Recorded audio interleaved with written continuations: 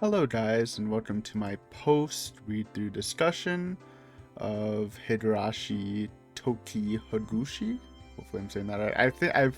I honestly feel like through that whole read-through I never said the title just because it doesn't really roll off the tongue well for me.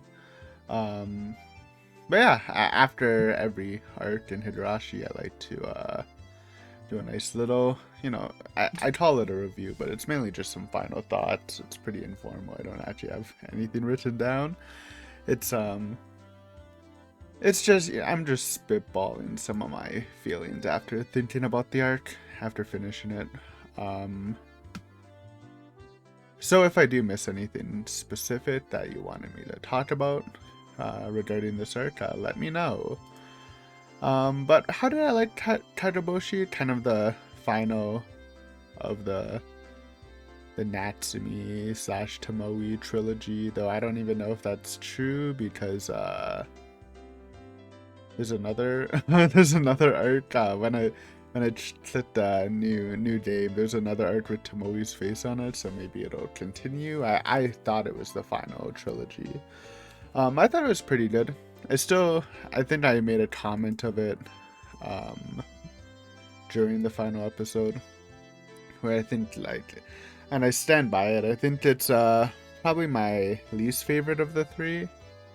I still think it's not my least favorite consort arc. I still think it's a very solid arc.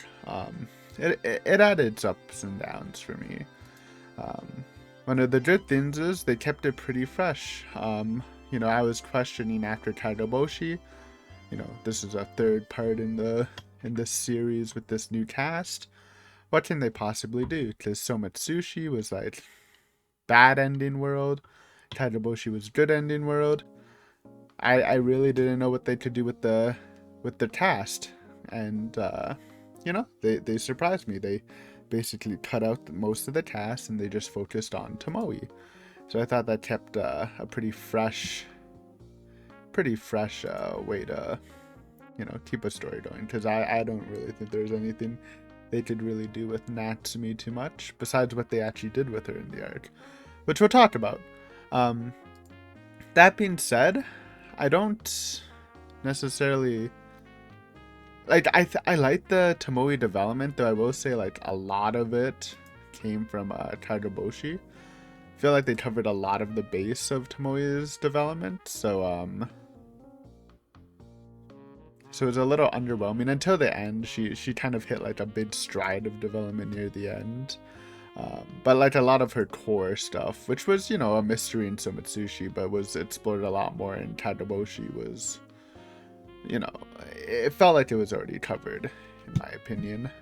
Um, but I still liked her moments. I think in general, the arc had funny moments, especially in the first half of the arc, and some really good emotional moments. Like I really loved, and I think it's probably my favorite scene in this arc was what's her name? Nagisa Ozaki. I think it was Nagisa's death. The whole scene, Tomoe coping with that and beefing with the second division. That shit was fire, dude. I love that shit. Um, so it had I think that's pretty consistent with its peers. I think this arc didn't really have the horror elements the other two had, because they both had some pretty strong horror elements. But in terms of funniness, which it was a little surprising.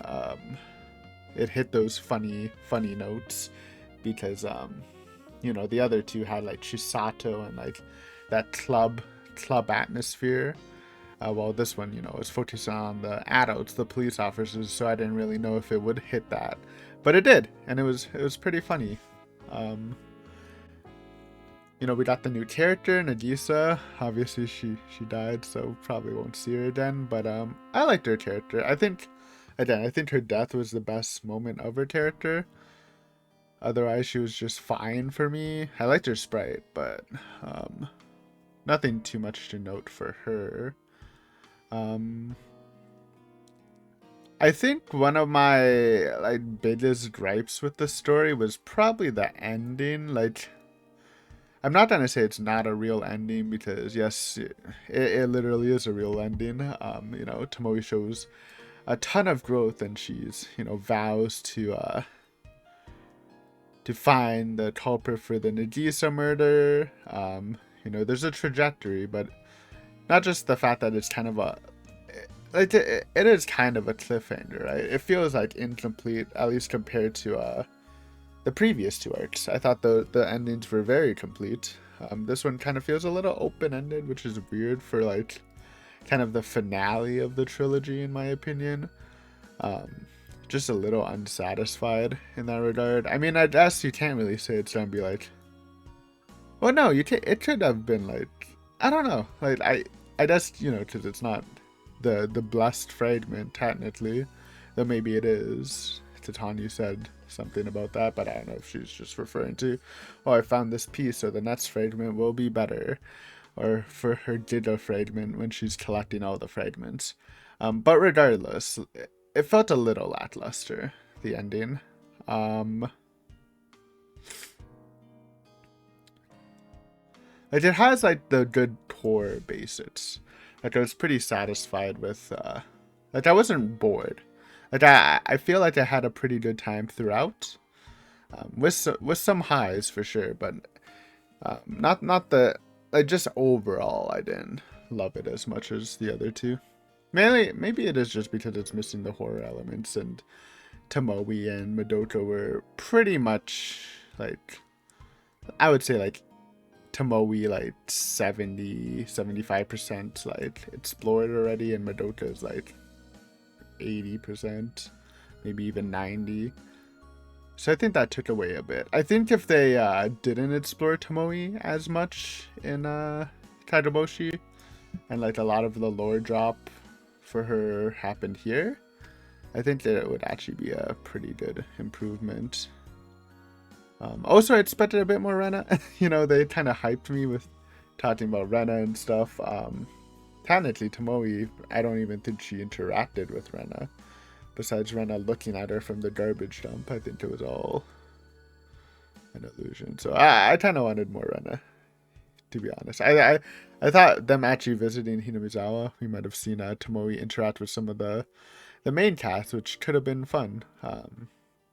It's not needed, but it could have been fun. And, you know, one thing they did good. We got some first time appearances in the concert. That's right, Irie. Was Irie in the concert? He might have been. But for sure, this is the first time Hanyu has appeared. So that's pretty hype. And finally, my girl Takano appeared literally at the end without a sprite. And I assume it is, unless it was like, what's her name? Numera? I think it was Takano, though. I'm like 80% sure it was Takano. And that shit's hype because I love Takano. So that was cool. The Numa. What's her name? Hiranuma? I named the video where she died Numa. That death scene was pretty good. I guess you could call that a horror moment. It was pretty good. But, it obviously doesn't hit the same as, like, the big climax of So Much Sushi, which was insanity, right? Trying to think what else. I feel like there's just, like, since I don't know, I keep, if this is not a trilogy, please correct me, because I guess some of these critiques wouldn't apply as much, but I feel like if this is the finale of this, like the story surrounding this cast, I just wish there was, like, I talked about the ending, but there's just so many open-ended questions that I wish they explored a bit more. Mainly considering Tomoe's father's death. I really thought they would have revealed it in this arc.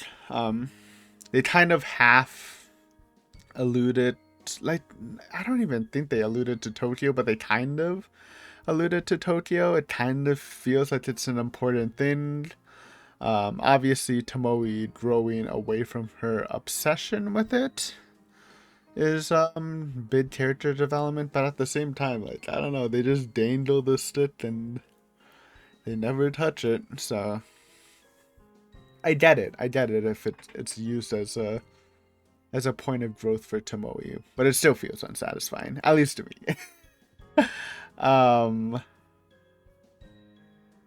Also, I don't like. I was trying to say at least it's good for Tomoe till she lives, but she might not live because I think Tateno makes it clear. At least I assume. I mean, yeah, I think she's definitely talking about Tomoe, the fact that she's infected with the virus, hence all the Rena stuff. Um, so she might just die later. Also, I don't know why.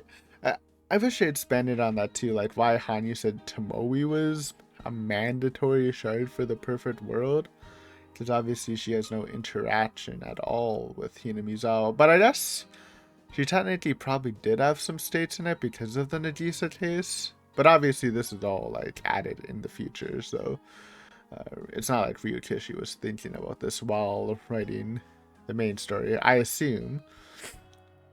Um, they kind of just wiggled it in, right?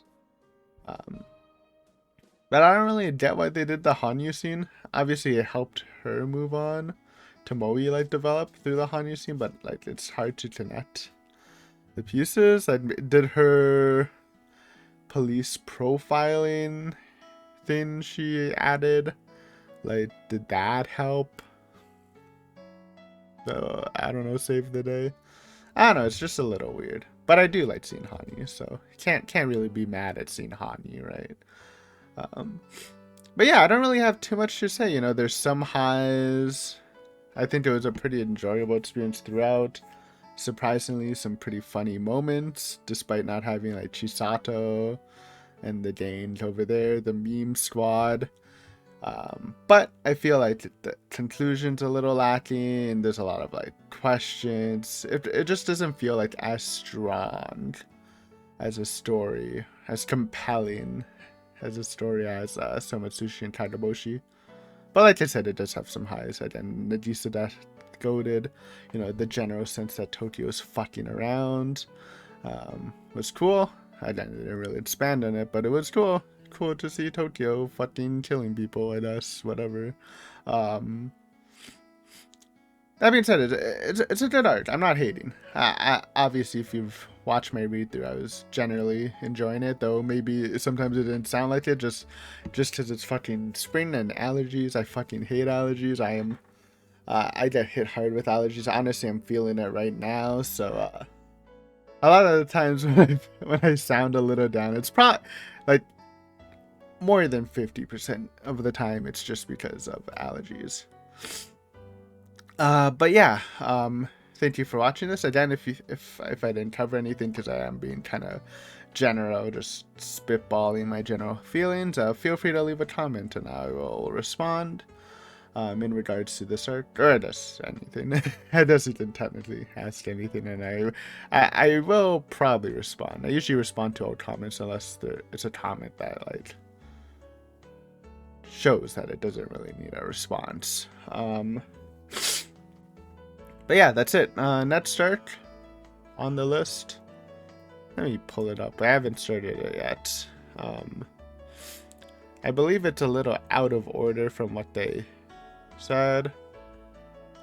But two separate people recommended me check that one out next, just because it fits better with the timeline. And one of them's a Higurashi lore master, Mr. Falafel. Or Fafel. I just call him Falafel. We're doing Tokihogushi next, instead of whatever is recommended. So, should be fun. I have no idea what that's about, because I haven't started it at the time of this recording.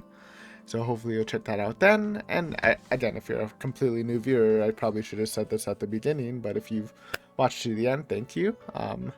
Obviously, we're doing the Higurashi concepts, which means we've read through the main arts, which is all on the channel. We've watched all the Higurashi anime, live action stuff you can check on the channel. And along with doing the concerts, we're doing Love read through, which is really fun. It's been a really exciting novel. We've been playing Rant 6, and we're going through the Rant series. You know, a little spicy, but also extremely fun and a well-crafted fantasy world. So, if you like what you see, if you think I'm a cool guy, or at least you like some of the takes, want to see more, consider subscribing. It does, just to keep up with date, and liking or commenting to help boost the videos. That's also pretty important, so would appreciate that. But yeah, thanks for watching. Hopefully I see you again in the future. Peace.